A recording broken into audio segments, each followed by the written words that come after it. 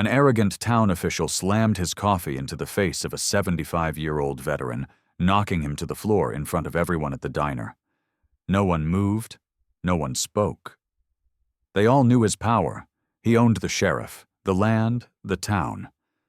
But he made one fatal mistake. He didn't know who had just parked his Harley outside, or that a former Special Forces biker and his German Shepherd were about to walk through that door. Before we begin, tell us where you're watching from. And if this story touches your heart, please subscribe for more.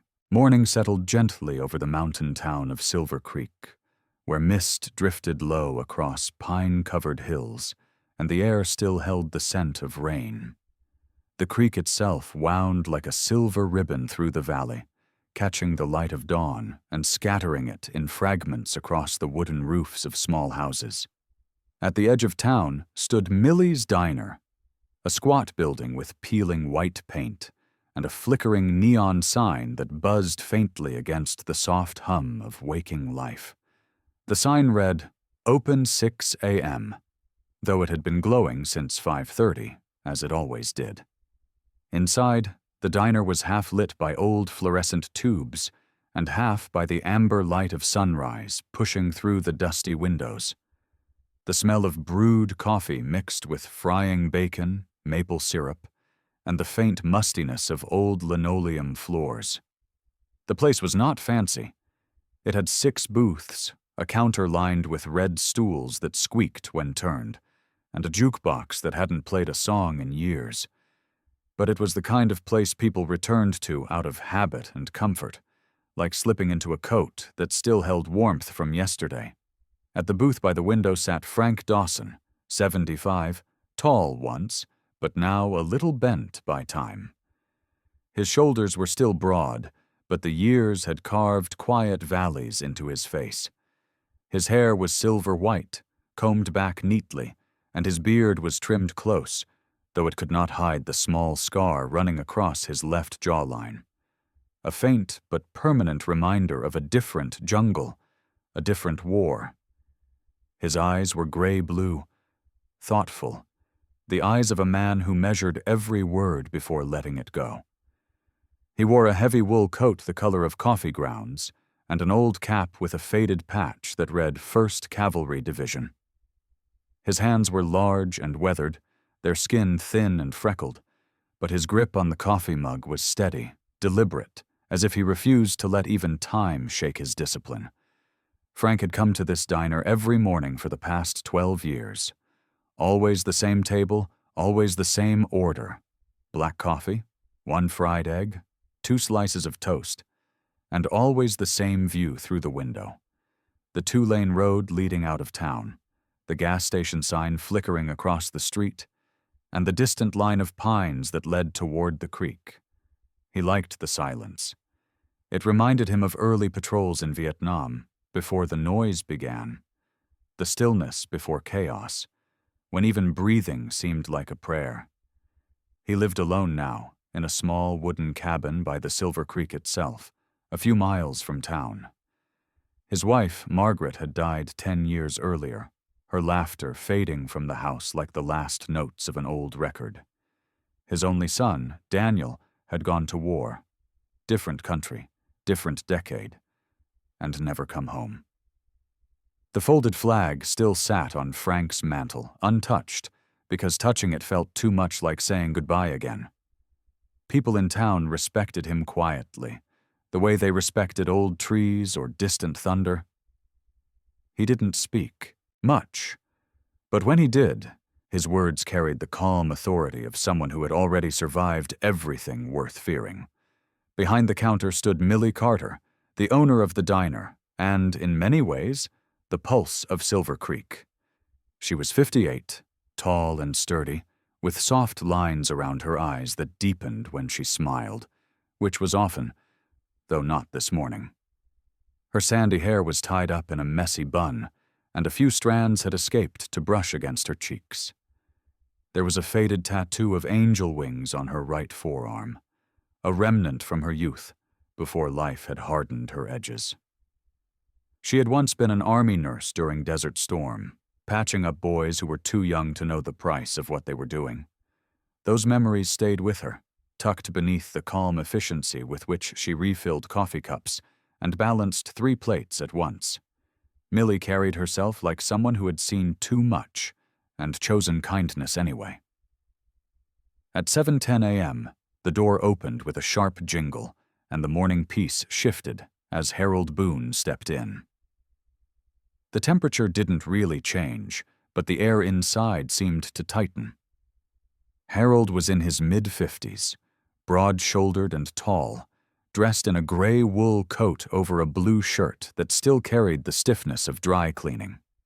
His hair was slicked back, dark except for streaks of silver at the temples, and his face bore the kind of smoothness that comes from money and vanity.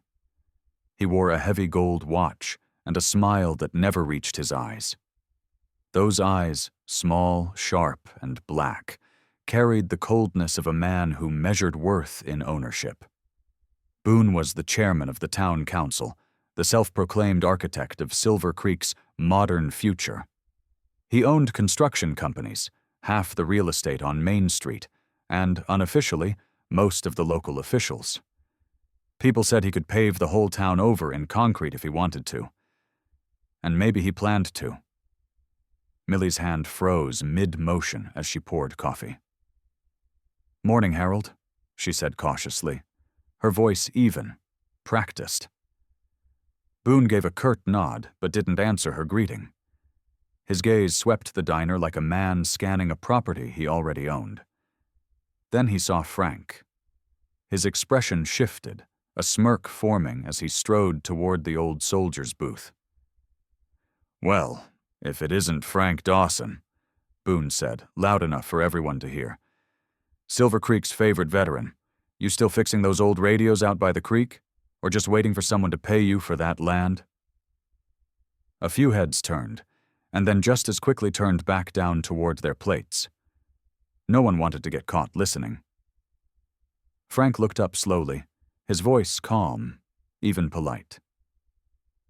"Morning, Harold." Boone rested his palms on the table, leaning in slightly. "You know, Frank, I've been thinking. That little property of yours would make a fine addition to the resort project. Lakeside cabins, fly fishing tours, hiking trails. People would pay good money for that view. You'd be doing the town a favor if you sold." Frank took a sip of his coffee, his hand steady. "It's not for sale." Boone's smile tightened. "Everything's for sale." "Not memory," Frank said. The room went quieter than quiet. Even the ceiling fan seemed to hesitate. Millie, standing behind the counter, shot Frank a nervous glance, but he didn't see it. He was looking past Boone, through the window, where the morning sun was glinting off the asphalt, blinding and sharp. Boone straightened, brushing imaginary dust from his sleeve. "You're wasting it, you know. That land could bring jobs, money, progress. You're just sitting on it, letting it rot while the rest of us try to move this town forward." Frank finally looked him in the eye. His voice was soft but carried weight, like the low rumble of distant thunder. "You don't build a town by selling its soul." Boone's laugh was short and mean. "Soul doesn't pay bills, old man. Soul doesn't fix potholes or put food on tables. You think people care about your sentiment? They want results." Frank said nothing. He had learned long ago that silence can wound more than words. He let Boone's frustration echo against the quiet walls until it began to sound foolish even to its owner. Boone's jaw tightened. "You've been hiding out there by that creek too long. You think your medals make you special? They don't. They just make you obsolete." That word, obsolete, cut through Frank sharper than any insult could. For a moment, he felt the old ache in his chest, the same one he'd felt when the letter came about his son. The reminder that time keeps moving, that the world doesn't wait for the men who built it. But he didn't show it. He never did. "I served my country," Frank said quietly. "What have you ever served, Harold?" Boone's face reddened. The smirk vanished. He straightened to his full height, fists clenching at his sides. "You're lucky I respect my elders," he muttered. Frank gave a faint smile, weary but unafraid. "You don't respect anyone, Harold. That's why no one respects you." The diner seemed to hold its breath. Even Millie froze, unsure whether to step in or stay back. The clock ticked loud on the wall, filling the space between them. Boone's voice rose, low and venomous. "You think you can talk to me like that? I could have that shack of yours condemned by next week. You'd be out in the cold faster than you can polish those old war medals." Frank leaned back slightly, eyes steady, expression unreadable. "Do what you have to." Boone's temper cracked. The facade of charm fell away. He slammed his palm on the table, making the coffee ripple and spill onto the saucer. "You stubborn old fool," he hissed. "You think this town belongs to people like you? It belongs to me now, to those who can build something from it." Frank didn't flinch. He looked up slowly, his face calm, carved from the patience of men who have seen worse things than bullies with briefcases. "Then I suppose that's why you'll never understand it," he said quietly. Boone stared at him for a heartbeat, breathing hard, anger radiating off him like heat from metal. Millie stood frozen behind the counter, clutching the coffee pot. The few customers pretended not to hear. Their forks halted mid-air. Outside, the wind stirred, carrying the faint murmur of the creek through the open door. Frank's words hung in the air, and in that silence Boone realized something he couldn't bear, that no matter how much money he had, he could never buy the kind of strength that looked him in the eye without fear. His lips tightened. Without another word, he turned sharply and strode toward the door, shoving it open with more force than necessary. The bell above it clanged violently, then fell still. The door closed behind him, leaving the diner heavy with the echo of his voice and the smell of his cologne. Millie exhaled slowly, her shoulders easing. Frank picked up his napkin, dabbed the spilled coffee, and stared out the window again. The creek glittered faintly in the distance, untouched, eternal. The late morning sun had begun to burn away the fog that clung to Silver Creek, revealing the sleepy town in its entirety. Faded wooden storefronts, weather-beaten porches, and the steady hum of life that moved slowly, as if reluctant to disturb the peace of the mountains. The road into town shimmered faintly under the heat, winding like a scar through pine forest. It was along that road that Eli Turner rode, his Harley-Davidson roaring through the stillness with the deep growl of something alive. Dust kicked up behind him, swirling into the air like ghosts of 1,000 forgotten miles. He was a man who never truly arrived anywhere. He only stopped long enough to breathe, to remember, to keep moving again. Eli was 42, his frame lean and weather-hardened from years beneath unrelenting desert suns. His skin bore the faint bronze of someone who had spent too long outside the comfort of walls, his beard short and uneven, flecked with the first hints of gray. A thin white scar crossed his left eyebrow, slicing through the deep tan, an old wound from a roadside blast in Anbar province, back when he still wore a uniform. His hair, dark brown with a restless curl, fell just long enough to brush his collar, and his eyes were steel blue, cool and alert, the kind that noticed exits before entrances. He carried the calm of men who have seen death and survived it too many times to be impressed by it anymore.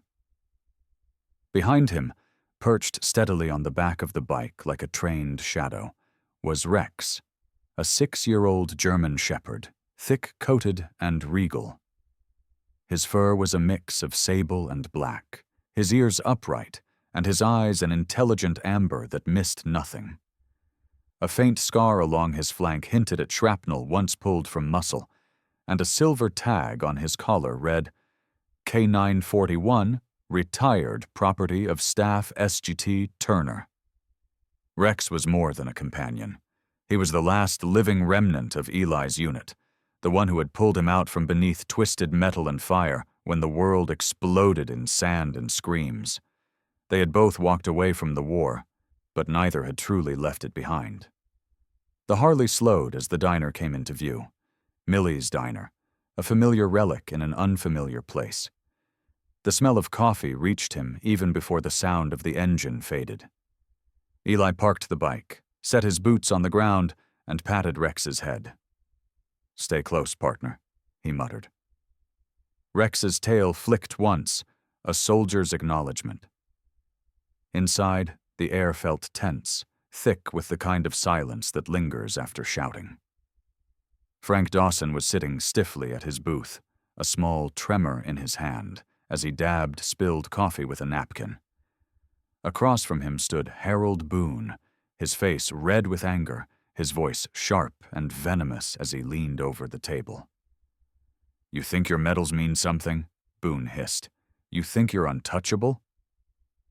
Frank said nothing, only stared at him with that calm, unflinching gaze of someone who had learned that dignity was its own form of defiance. Boone's hand twitched as if tempted to grab him by the collar, and that was when the door swung open. The bell above it chimed once, soft but enough to make every head turn. Eli stepped inside, the sunlight cutting a stark line across the floor behind him. He filled the doorway in a way that changed the air. Tall, solid, unhurried.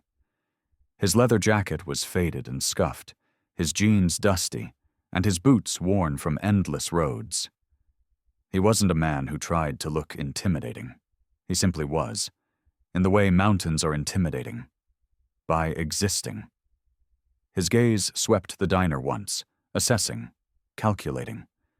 He saw the trembling coffee cup, the anger in Boone's face, the quiet fear in Millie's eyes.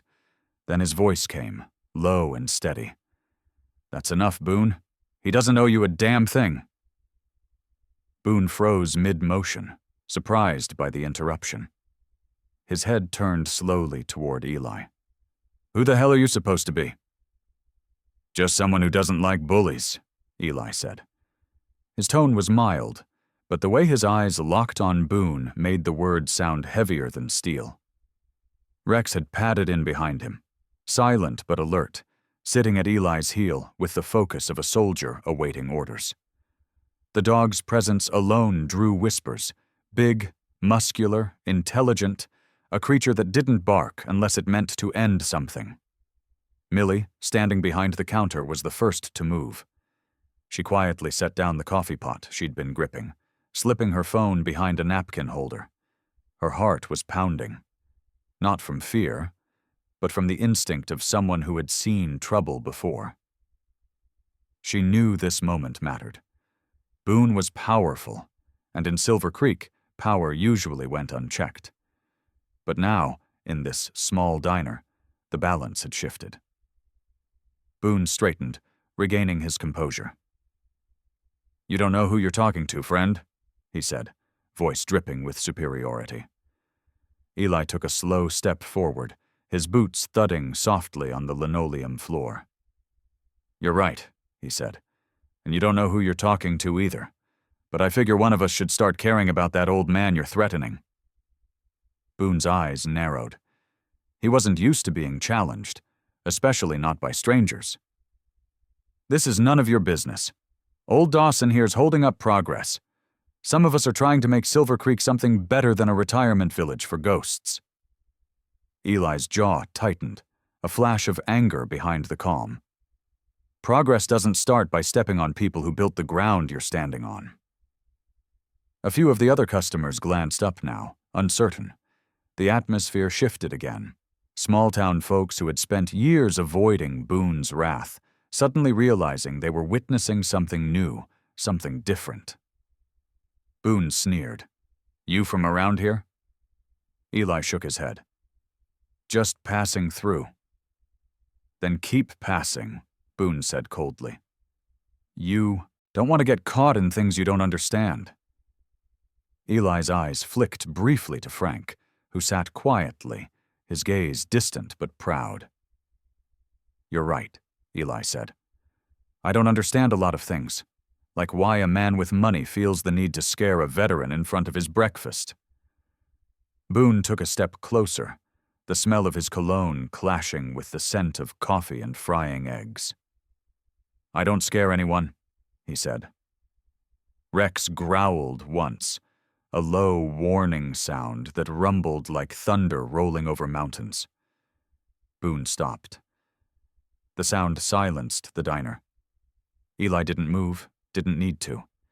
His hand simply lowered to touch the dog's head, and the growl ceased instantly. The message, however, remained. "Enough," Millie said finally, her voice calm but firm. "Harold, I think you should go." Boone turned toward her, incredulous. "You're taking his side? You think this drifter's going to protect you when that land deal falls apart?" Millie met his gaze without flinching. "I think he already did." Boone glared at her, then at Eli, then down at Rex, whose amber eyes never blinked. For the first time in years, Harold Boone looked unsure. "You all think this changes anything?" he spat. "You'll regret crossing me." Eli didn't reply. He simply held Boone's gaze until the man broke it himself, muttering curses under his breath as he stormed toward the door. The bell jingled once more, this time sharp and final. The diner fell into heavy silence again. A fork clattered somewhere in the back, the sound unnaturally loud. Millie exhaled, her shoulders dropping. "You just made yourself an enemy, stranger," she said softly. Eli's eyes stayed on the door. "Wouldn't be the first." Frank looked up, studying the younger man. His voice came slow, tired but grateful.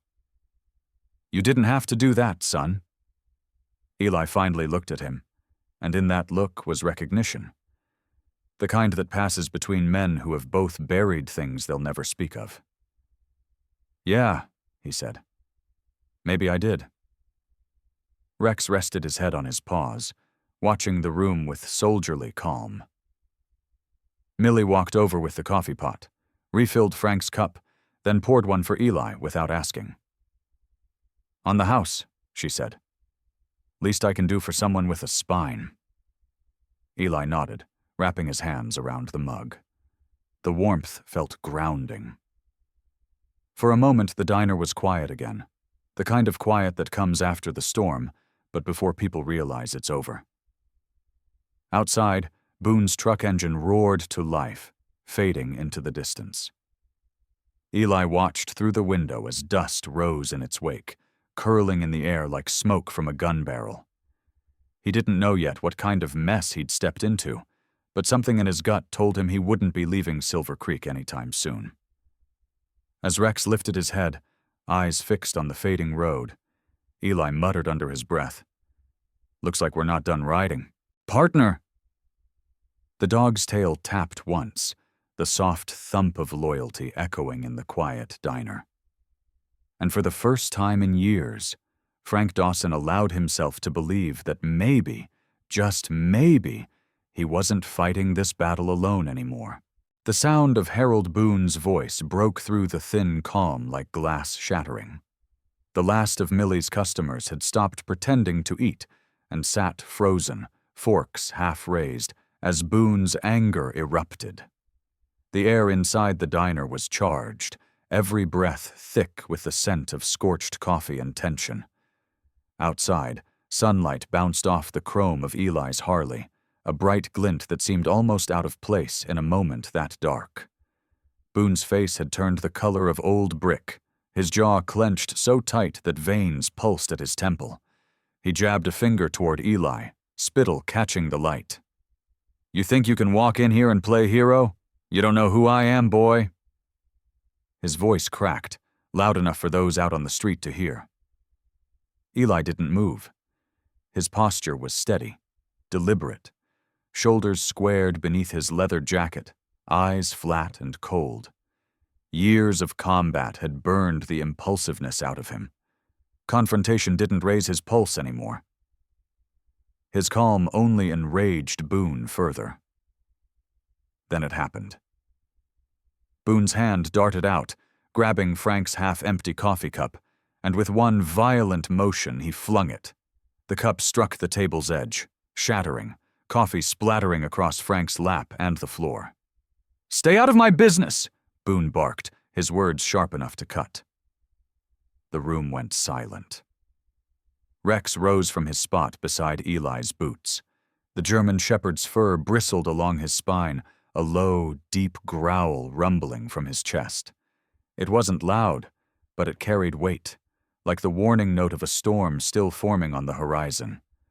Boone froze mid-breath. For the first time that morning, fear flickered across his eyes. "Sit," Eli said quietly, not looking at Rex. The dog obeyed immediately but stayed alert, head low, eyes fixed on Boone. The exchange was wordless, a testament to training built through years of shared battlefields. Eli knelt beside Frank, who was wiping his hands with a napkin, dignity intact despite the humiliation. Frank's fingers shook, not from fear, but from anger he refused to show. "You all right, sir?" Eli asked, voice low. Frank nodded once, his pride heavier than his pain. "I've been through worse," he murmured. Boone's chest heaved. The room's silence made him look smaller, his earlier confidence dissolving into something brittle. He looked around, hoping to find a sympathetic face. No one met his eyes. Not even Millie, who stood behind the counter with her jaw tight and her phone still hidden behind the napkin dispenser, the recording light blinking faintly. When Boone realized there was no ally left in the room, he tried to salvage his authority. "You all think this is funny?" he barked, but his voice wavered. "This drifter won't be here tomorrow. You'll all regret this." Eli straightened slowly, his height casting a long shadow across the checkered floor. "You've made your point," he said evenly. "Now it's time you left," Boone sneered, backing toward the door but still trying to mask retreat as arrogance. "You don't belong here, biker. You and your mutt better be gone before sunset." Eli's eyes narrowed, his tone still calm but iron hard. "I've been told worse by better men." Boone opened his mouth to reply, but stopped when Rex shifted slightly, that low thunder returning. He pointed one trembling finger at Eli. "You'll regret this," he spat. "I'll make sure of it." Then he turned and stormed out, slamming the glass door behind him. The bell above it rattled wildly and then fell silent, leaving behind only the faint hum of the fridge and the ringing in everyone's ears. Millie was the first to move. She exhaled, setting the coffee pot down on the counter with a soft clatter.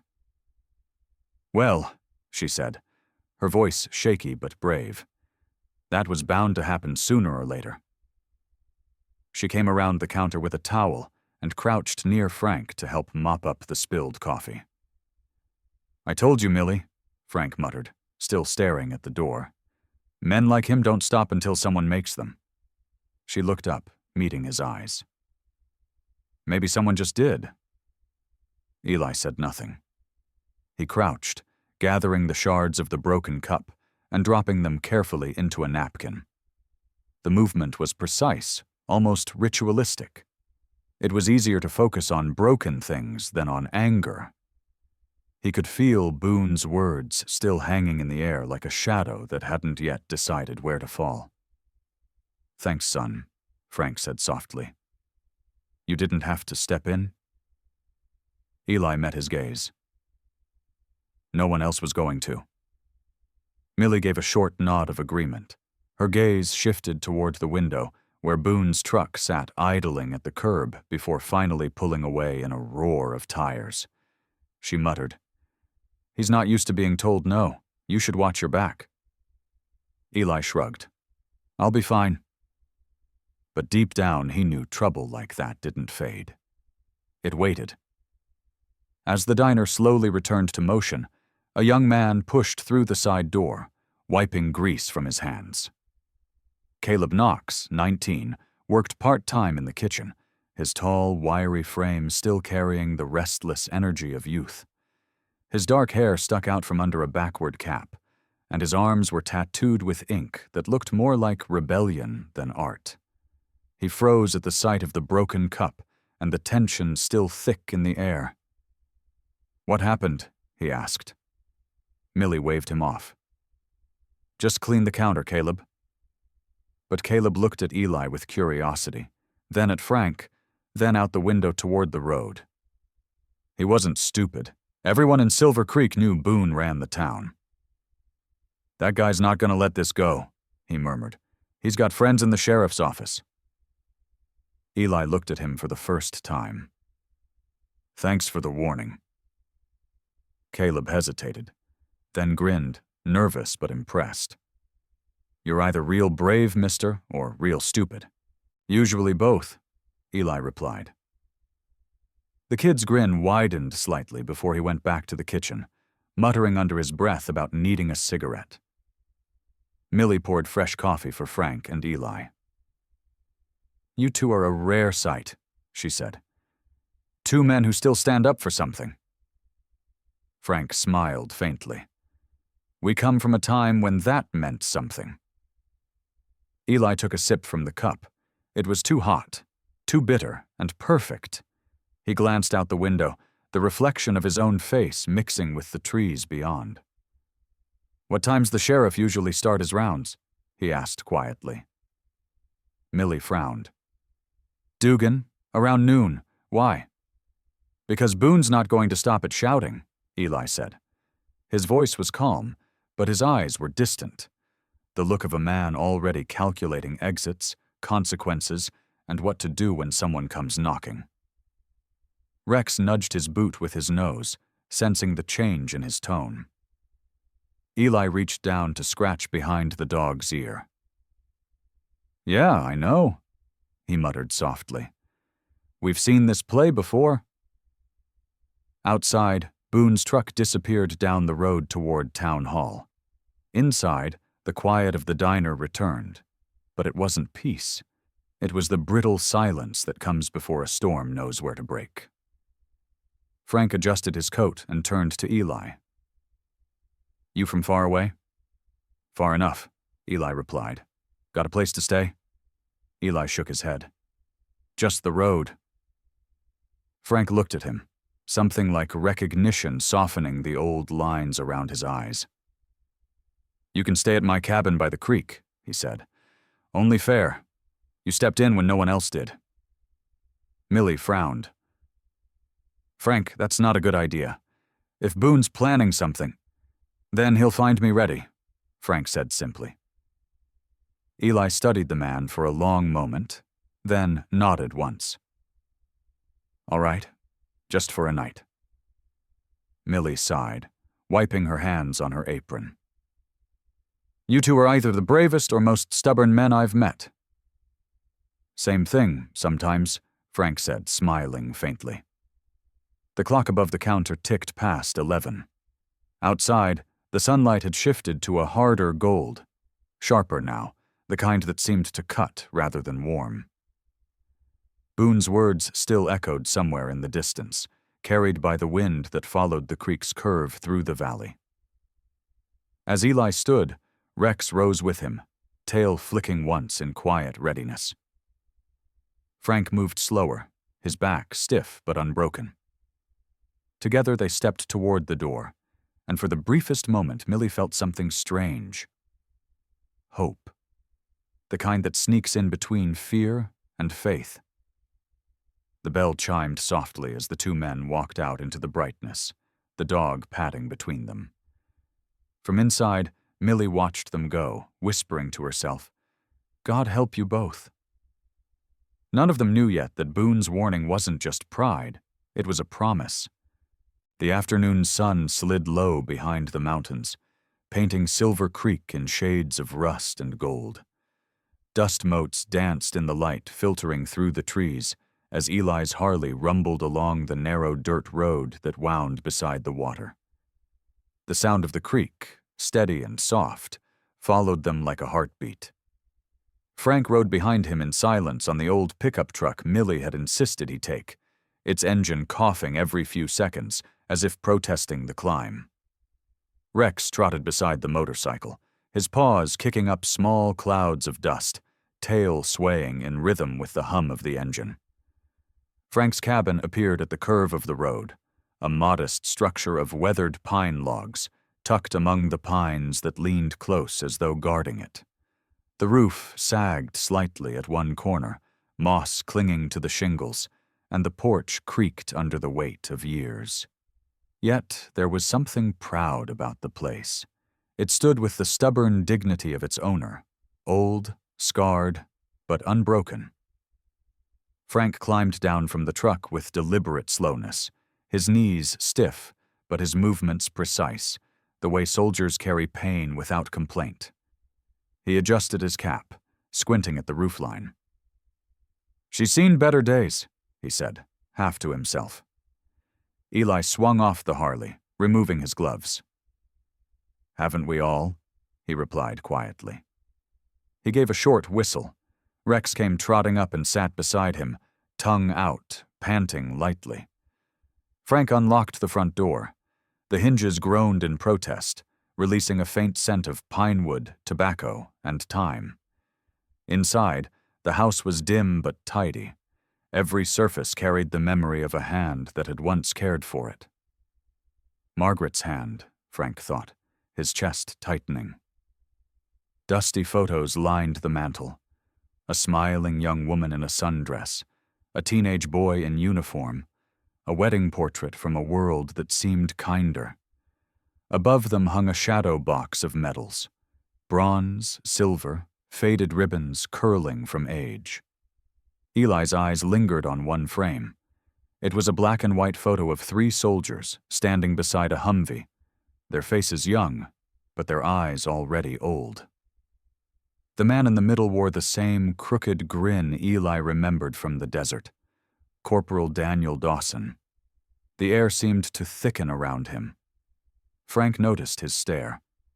He moved closer, picking up the frame with careful hands. "That was my boy," he said softly. "Daniel." His voice trembled on the name, not from weakness but reverence. "You knew him?" Eli didn't answer right away. His jaw worked as he swallowed a memory he hadn't wanted to taste again. "Yes, sir," he finally said. "We served together. 2nd Battalion Fallujah. He saved my life." Frank's fingers tightened on the frame. "How?" Eli exhaled slowly, the weight of sand and fire pressing on his chest again.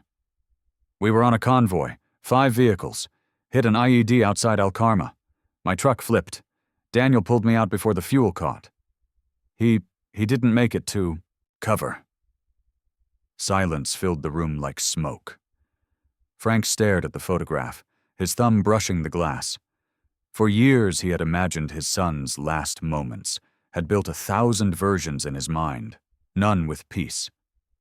Now, for the first time, there was truth, and it hurt more than he expected. He set the frame down gently. "He always wanted to do right," Frank murmured. "Didn't care about glory or medals. Said if he could save one man, that'd be enough." Eli's throat tightened. "He did." Rex, sensing the shift in the air, rested his head on Eli's boot, quiet and watchful. Outside, the wind picked up, brushing through the pines, carrying the faint sound of water and the distant cry of a hawk. Frank turned toward a small shelf where an old radio sat, a bulky, scarred relic from the 1960s. "You were in communications?" Eli asked. Frank smiled faintly. "I still am, in a way. Fixing these old radios keeps me busy. You learn a lot about patience when you're dealing with things that don't want to work but aren't ready to die yet." He picked up a screwdriver, hands steady despite the tremor in his fingers. "Kind of like me." Eli walked to the window. The creek shimmered in the fading light. "You ever think about leaving?" he asked. Frank shook his head. Margaret loved this place. She said the sound of the water made her feel like time was slowing down, giving her a chance to catch up. He paused, his gaze distant. I guess I stayed to keep her promise alive. The two men sat at the small kitchen table as dusk fell. Frank poured coffee into mismatched cups, the steam rising between them like a truce.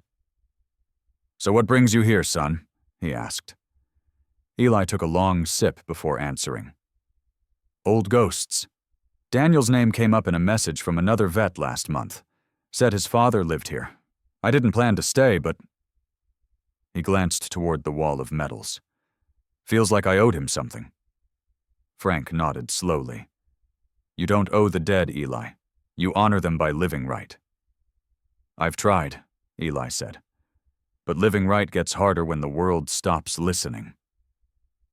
Frank leaned back, studying him. The younger man carried his scars like armor, not vanity. His calmness wasn't peace. It was containment. You've been carrying something heavy, Frank said. I can see it. Whatever it is, leave it by the creek tonight. That water's been washing sins longer than we've been making them. Eli smiled faintly. I'll try. Rex rose suddenly, ears pricking. His head turned towards the window, a low growl forming in his throat. Eli followed his gaze. Two sets of headlights crawled along the road below, moving slowly, stopping just short of the cabin's gate. Boone's men, Frank said grimly. He doesn't like to lose. Eli didn't reach for his gun. He didn't have to. Let them look, he said, his tone steady. They're just reminding us. They're watching. Frank's jaw tightened. That's what men like him do. They watch until you stop being afraid, then they act. Then they'll find I'm not easy to scare, Eli replied. He reached down to pat Rex's head. Stay, he whispered. The dog sat by the door, alert, every muscle ready but still. After a few tense minutes, the headlights turned away, fading into the trees. The night settled again, though it left behind a trace of unease. Frank poured another cup of coffee. You can sleep in the spare room. Roof leaks a little when it rains, but the bed's still good. Eli nodded. Appreciate it? As he stood, his eyes fell once more on Daniel's photo. The young man's grin, frozen in black and white, seemed to echo with all the things neither of them had said. Eli reached out, touched the frame lightly. He talked about you, you know. Said you used to fix old radios together. Said you could fix anything. Frank's voice came soft behind him. Except time. They didn't speak again that night. Frank went to his chair by the window, listening to the creek outside. Eli lay awake in the spare room, staring at the ceiling, hearing Daniel's voice in the roar of memory. Somewhere in the distance, a dog barked, and Rex answered softly from his post by the door. And as the first raindrops began to tap the tin roof, two soldiers, one old, one younger, found themselves bound not by war, but by the same unspoken truth, that some debts of the past are not meant to be repaid, only remembered. By late afternoon, Silver Creek had turned quiet again, but it was the wrong kind of quiet, heavy, deliberate, and waiting. The air smelled of pine and diesel, the kind of scent that clings to mountain towns where everyone knows everyone, and secrets never stay buried for long. Down at Town Hall, Harold Boone sat in his office, staring through the wide window overlooking Main Street. The light caught the whiskey in his glass, turning it amber and angry. His thick hands, rough from years of pretending to work, gripped the glass too tightly. He was still fuming from the scene at Millie's diner. His face was red and his jaw tight as he snatched up the phone, dialing a number from memory. Dugan, he said, his voice low and venomous. We've got a problem. Some drifter biker thinks he can humiliate me in my own town. I want him gone. A night in the cell, broken ribs, whatever it takes. On the other end of the line, Sheriff Clyde Dugan leaned back in his worn leather chair at the Silver Creek Sheriff's office. The man was in his mid-50s, balding, with a wide gut pressing against the buttons of his tan uniform. His face was pockmarked, his mustache thick but uneven, and his gray eyes had the cold flatness of someone who'd long ago stopped caring about right and wrong. Once a decent officer, Dugan had slipped easily into Harold Boone's pocket after his third divorce and a mountain of gambling debts. Corruption wasn't a choice anymore. It was a survival tactic. He scratched at his neck, letting Boone rant on the other end before finally answering. "I hear you, Harold," Dugan said, his drawl lazy but calculating. "But this guy ain't local. If something happens to him, folks'll notice." "Then make it look clean," Boone snapped. "Pull him in for questioning. Say it's about that scuffle in the diner. Keep him quiet for a while. People need reminding who runs this town." Dugan hesitated, then grinned, the kind of grin that never reached his eyes. "Consider it handled." He hung up and reached for his hat. "Boys," he called to the two deputies lounging near the coffee machine, "grab your gear. We're paying a visit up by the creek." Meanwhile, at Millie's diner, the day had slowed to its usual rhythm, the hiss of the coffee machine, the soft clink of plates. But Millie couldn't shake the unease twisting in her gut. She'd seen Boone's kind before. Men who thought fear was ownership. She wiped her hands on her apron and glanced toward the corner booth where she'd left her phone charging. On the screen, a paused video clip showed Boone towering over Frank, the sound of his cruelty caught perfectly by her hidden camera. Millie wasn't the type to stir trouble. She was in her late 40s, with tired blue eyes and curly auburn hair pinned in a loose bun. But she'd spent years working as a nurse in VA hospitals, patching up the forgotten, men who'd fought, bled, and been left behind. Frank Dawson was one of those men. Seeing him humiliated had sparked something deep inside her. She pulled out her phone, scrolling through her contacts until she reached Ethan Vance, her nephew. Ethan was a 32-year-old ex-Marine, tall and broad-shouldered, with close-cropped dark hair and a face that carried equal parts confidence and exhaustion.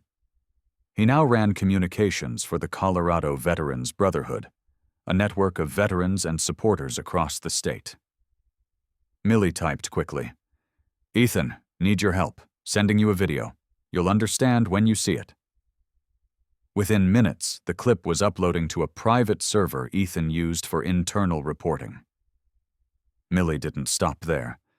She knew Ethan wouldn't either. Up at Frank's cabin, the evening breeze had cooled. The two men sat on the porch, the creek whispering nearby. Eli leaned back in an old wooden chair, one boot resting on the railing, watching as the sun dipped behind the ridge. Rex lay at his feet, head resting on his paws, eyes half closed but alert. Frank spoke quietly. "Boone's not the type to let go. He's got friends in every office in this town."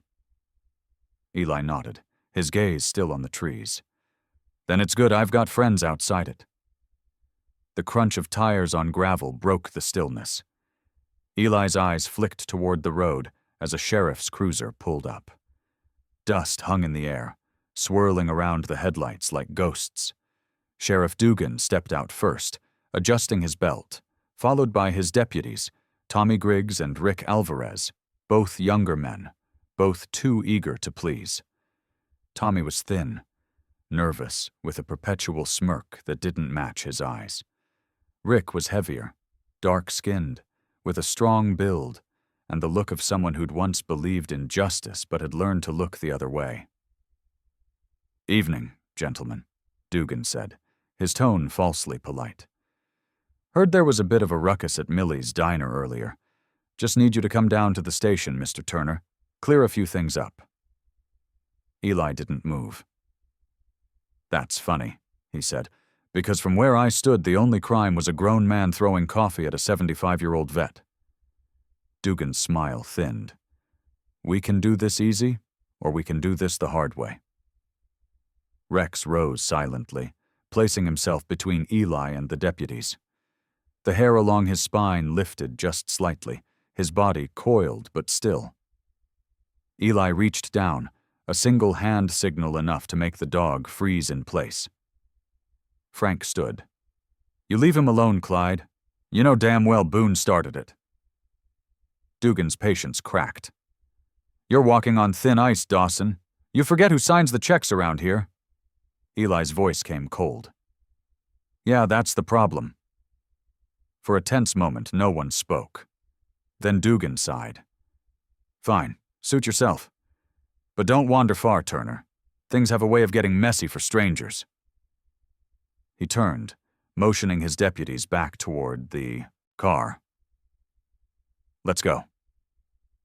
They left in a cloud of dust, but Eli knew it wasn't over. Down in Denver, Ethan Vance was already moving. The video from Millie's phone had gone live on Veterans United, a private forum with tens of thousands of members. Within an hour, it spread to public feeds. By nightfall, the title was everywhere: "Biker defends war veteran from corrupt town bully." Hashtags lit up across social media. Silver Creek Justice, Rifah Stand for Vets. By morning, the story had reached local news. Veterans across Colorado began calling for an investigation. The state attorney's office took notice. Within hours, the Colorado Bureau of Investigation dispatched 2 agents to Silver Creek. Sheriff Dugan was caught completely off guard. The same phone that Boone had used to issue orders now rang with the fury of state officials demanding answers. By noon, Eli sat quietly on the cabin porch, sipping coffee while unmarked cars rolled into town. Frank, standing beside him, watched as Boone's world began to unravel. "Never thought I'd see it," he murmured. Eli gave a small smile. "Sometimes the truth just needs the right pair of eyes." Back in town, the diner was full again. Not with locals, but with reporters, state agents, and curious travelers who'd come to see where it happened. Millie stood behind the counter, arms crossed, a mixture of pride and fear in her chest.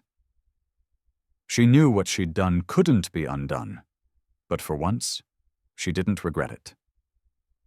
By sunset, Harold Boone had been served a suspension order pending investigation into corruption and harassment.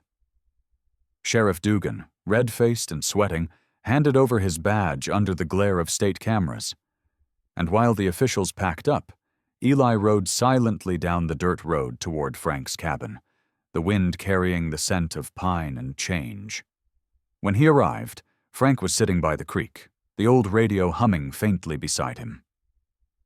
Eli parked the Harley, stepped off, and sat beside the old man. The water reflected the sky in trembling silver. Neither spoke for a long while. Then Frank said quietly, "My boy would have liked you." Eli stared out across the water, his voice steady but low. "I think I would have liked him too." The night settled, peaceful and still.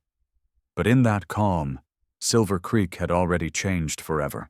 Morning light broke across Silver Creek like a long-awaited dawn after years of quiet storms. The air carried a new crispness, the kind that comes when fear finally begins to lift its shadow. Down on Main Street, people gathered in small clusters: shopkeepers, ranchers, mechanics, each whispering the same name that had ruled their lives for too long: Harold Boone. But this morning, that name no longer inspired dread. It was said like a ghost finally laid to rest. The headlines had hit every doorstep before sunrise: "State investigation exposes Silver Creek corruption." The local paper, the Ridge Chronicle, printed a special edition with Boone's scowling face on the front page. The photo captured him being led into a government sedan, cuffs glinting against the morning sun. Beneath it, the subheadline read, "Sheriff Clyde Dugan also indicted in land extortion scheme." For once, the truth had made it to print, and stayed there. Eli Turner stood outside Millie's diner, sipping coffee from a chipped mug, watching the townspeople gather. His face was calm, unreadable, But inside, there was the faint stir of something he hadn't felt in a long time. Relief. The diner behind him hummed with quiet pride. Its neon sign flickered lazily, but inside, the place felt alive again. Through the glass, Millie moved from table to table, her curly auburn hair escaping its bun, her face softer than it had been in months. She greeted everyone by name, and for the first time since the incident, there was laughter in her voice. On the counter stood a donation jar with a handwritten label. Silver Creek Veterans Fund. She hadn't suggested it. People just started leaving money after the story broke. The bell over the door jingled, and Caleb Knox walked in, the lanky kitchen hand who'd once been too afraid to meet Boone's eyes. Today, he wore a clean denim jacket and a wide grin. "Morning, Miss Millie. Guess the world's turned upside down, huh?" "Or maybe finally right side up," Millie said with a wink. "Coffee?" "You bet." He leaned closer, lowering his voice. "They're saying Boone's lawyer tried to file a motion to delay his hearing. Judge shut it down in 10 minutes flat. Said men like that don't need more time, they've had plenty." Millie's smile widened. About time someone in that courthouse grew a spine. Across the street, Frank Dawson sat on a bench in front of the hardware store, his cane propped beside him. He wore his old army jacket, its patches faded but proud. His weathered face held a rare ease, the deep lines softened by something close to peace. Children ran past him, laughing, chasing a stray dog that had wandered into town. It reminded him of Daniel at that age, wild, fearless, always ready to run head first into the world. He looked up as Eli crossed the street toward him, Rex trotting beside. The dog's coat gleamed under the sun, his tail wagging gently. A few locals stopped to pat him on the head. Rex had become something of a celebrity overnight. Someone had even made a flyer calling him the Guardian of Silver Creek. Frank smiled. "I think your dog's more famous than any of us now." Eli smirked. "He handles fame better than I do." Frank chuckled, tapping his cane on the ground. "You know, I never thought I'd live to see this town stand up for itself again. For years, folks just looked the other way, afraid to lose their jobs, their homes. But after that video, people remembered what it meant to be decent." "Sometimes," Eli said quietly, "it just takes one push." They sat in companionable silence, watching the bustle of life returning to Main Street. A delivery truck from the newspaper rolled by, followed by a caravan of SUVs with state investigators heading out of town. Silver Creek's mountains, which once seemed to cage its people, now looked like guardians instead. Later that afternoon, Millie hosted a small gathering at the diner. She called it a thank you lunch, though everyone knew it was really a celebration. The diner filled quickly. Shop owners, mechanics, teachers, even the pastor from the small chapel by the creek.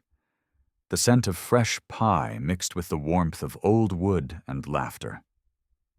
Frank and Eli sat near the window again, the same spot where Boone's anger had once poisoned the air. Now it felt lighter. Frank's eyes twinkled as he looked around. "You feel that, son?" he said. "That's what freedom smells like? Coffee, sweat, and pie." Eli smiled faintly. "Could be worse." Millie came over carrying a plate of biscuits.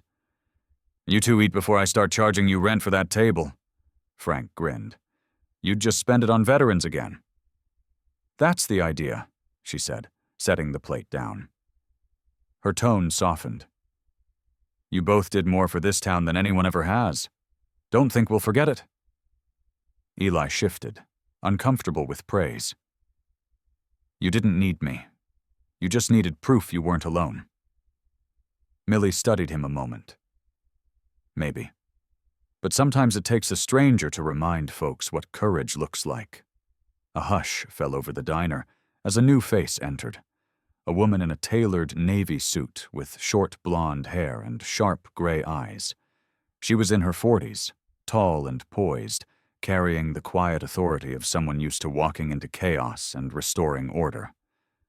Her name was Special Agent Nora Quinn from the Colorado Bureau of Investigation. She approached Eli's table, extending her hand. "Mr. Turner," she said, her tone polite but firm. "I believe we owe you thanks. Without your calm handling of the situation, things might have turned out much worse." Eli shook her hand. "Just did what was right." "I read your file," Quinn said, a faint smile curving her lips. "Former Special Operations, honorable discharge. You've got quite the history of being in the wrong place at the right time." Eli's brow lifted slightly. "Story of my life." She chuckled softly. "Well, if you ever get tired of the road, the Bureau could use men who still believe in right and wrong." "I'll keep it in mind," he said. As Quinn left, Millie leaned toward him. "You might have just been recruited." "Not a chance," Eli muttered, though his smile betrayed him. That evening, as the sun dipped low, Silver Creek gathered for a vigil by the creekside. The town hadn't done something like this in decades. People brought candles, photos, and handwritten notes for loved ones lost. To war, to greed, to silence. A local guitarist played softly as the water glimmered under the fading light. Frank stood beside Eli, his posture proud despite the ache in his joints.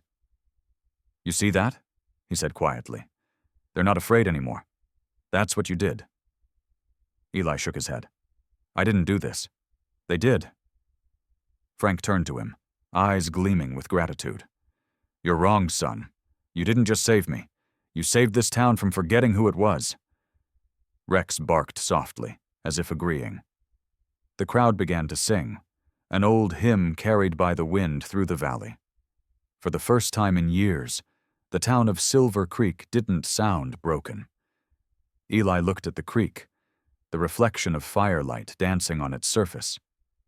Somewhere out there, he imagined Daniel's spirit watching, smiling that same crooked grin, the kind that said, "You did good, brother." And as the night deepened, the stars came out over Silver Creek, bright and unwavering, like a promise that some places and some people could still be redeemed. Spring came softly to Silver Creek, like a sigh after a long-held breath. The snowmelt trickled down from the mountains, feeding the silver vein of the creek that gave the town its name. The pines shimmered with new needles, and the scent of wet earth filled the air. For the first time in years, laughter echoed through the valley again, not from bars or brawls, but from people rebuilding something that had once been forgotten. Hope. Eli Turner had been in Silver Creek for almost a month now. His Harley sat parked beside Frank Dawson's cabin, the chrome dulled by dust and time. The old man joked that Eli was starting to look like he belonged here, and maybe he was right. The jacket he once wore like armor now hung on a chair inside, its leather softened by the mountain wind. Rex, his loyal German shepherd, lay stretched out under the porch, his golden-brown fur gleaming in the morning light, one ear perked even in sleep. The sound of hammers and saws drifted from the clearing near the creek, where townsfolk were gathering for another day of work. The new Veterans Memorial Park was rising slowly, piece by piece. A stone wall engraved with names stood half-finished, each letter chiseled by hand. The townspeople had insisted on doing it themselves, saying it mattered that the sweat on those stones belonged to them. Eli walked toward the site, sleeves rolled up, his hands calloused from weeks of labor. Caleb Knox, the young cook from Millie's diner, waved from the other side of the lot, his face streaked with dust. "Morning, Eli," he shouted, grinning wide. "You sure you're leaving soon? We could use your muscles around here." Eli smiled faintly. "I'll take that as a compliment." Caleb laughed, setting another plank in place. Just saying, you swing a hammer better than half the guys in this town. Not far away, Millie stood beside a table covered in sandwiches and coffee, her auburn curls catching the sunlight. She was organizing volunteers with the same no-nonsense authority she'd once used in field hospitals. Keep the sandwiches off the sawdust, Caleb, she barked, then turned toward Eli. And you, eat before you pass out. I won't have a war hero collapsing on my watch. Eli obeyed with a smirk. You always this bossy? Only when I care, she said with a wink. Nearby, Agent Nora Quinn from the Colorado Bureau of Investigation had returned that week. Not as an investigator, but as a friend. She'd traded her tailored suit for jeans and a flannel shirt, her blonde hair tied in a ponytail. Watching her lift a bag of cement with practiced ease, one of the townsmen muttered, "That's one tough lady." He wasn't wrong. Beneath her calm professionalism was a core of quiet steel, shaped by years of fighting battles no one saw. As the day wore on, Eli and Frank worked side by side, setting a flagpole near the center of the park. Frank moved slower now, his cane propped, nearby, but his hands were steady.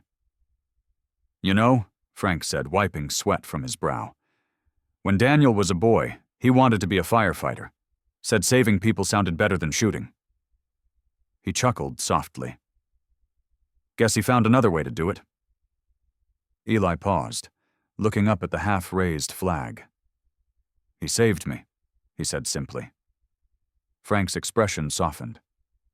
Then I guess he's still doing his work through you. They fell silent, the only sounds the rustle of pines and the rhythmic clang of metal on stone. It wasn't the noise of war. It was the music of rebuilding. By late afternoon, the last plank was laid, and the park began to take shape. A winding path of river stones leading to a bronze plaque that read, "For those who served and those who remember." Rex padded over, sniffing at the base of the flagpole before sitting obediently beside Eli, as if standing guard. As twilight approached, the townsfolk gathered for the first raising of the flag. Millie handed out candles. The glow flickered like fireflies against the coming dusk. Agent Quinn stood beside the mayor, who read a few words about courage, sacrifice, and the price of silence. Frank was asked to hoist the flag himself. His hands trembled as he grasped the rope, but when the stars and stripes climbed into the orange sky, the crowd fell utterly silent. The flag fluttered above them, and for a moment, Silver Creek seemed to breathe again. Frank's eyes glistened as he looked toward Eli. You brought this back to us, he said quietly. Eli shook his head. You just needed a reason. Later, when the crowd dispersed and the candles burned low, Eli sat on the porch of Frank's cabin, looking out toward the creek. The moonlight rippled over the water like spilled silver. Rex lay at his feet, chin resting on his paws. The old man joined him, 2 cups of coffee in hand. You ever think of settling down? Frank asked. Eli chuckled softly. I've tried. Never lasts. Maybe you were meant to be a wanderer, Frank said. Men like you. You carry the world's unfinished stories. You ride through, fix what's broken, then move on. Eli looked at him. That's poetic for a man with a bum knee. Frank laughed, the sound deep and genuine. Age gives you time to think, you'll see. The next morning came golden and still. Dew shimmered on the grass as the sun rose over the ridge. Eli stood beside his Harley, the leather of his jacket freshly cleaned, the helmet resting under one arm. Rex sat nearby, tail swishing against the dirt. Frank came out, cane tapping softly against the porch steps. You sure about leaving? Eli nodded. You don't need me anymore. The town's got its legs back. Frank smiled, eyes kind beneath his weathered cap. You're wrong about that. We'll always need people like you, but the road's calling, isn't it? Eli fastened his helmet. Always. They shook hands, firm and silent. You tell Daniel I said thank you when you see him again, Frank said, his voice thick with emotion. Eli met his gaze. I already did. With that, he swung onto his bike. The engine came alive with a low, thunderous growl. Rex leapt up, settling into his spot behind him, ears flapping in the wind. Eli gave Frank a final nod before turning toward the open road. As the Harley roared down the mountain pass, sunlight spilled across the valley, and the dust rose behind them like a trail of gold. From the hill above, Frank watched until the sound faded into the wind. The flag in the new park fluttered in the breeze, its shadow dancing over the engraved names. For a long time, Frank stood there, hat over his heart. Then he looked toward the creek and whispered, "Godspeed, son." And somewhere beyond the ridge, Eli Turner rode on, toward another town, another story, carrying with him the quiet light of Silver Creek. In the end, Silver Creek's story reminds us that miracles don't always arrive as flashes of light or voices from the heavens. Sometimes they come quietly, through a stranger who stops to help, through a town that rediscovers its courage, through a simple act of kindness that ripples farther than we'll ever see. Perhaps that's how God works in our world, not with thunder, but with gentle hands guiding ordinary people to do extraordinary good. And maybe, in our own lives, we can be that miracle for someone else. If this story moved you, share it with others, leave a comment about what it made you feel, and subscribe for more stories that shine light on faith, courage, and compassion. May God bless you and everyone who still believes in the goodness of the human heart.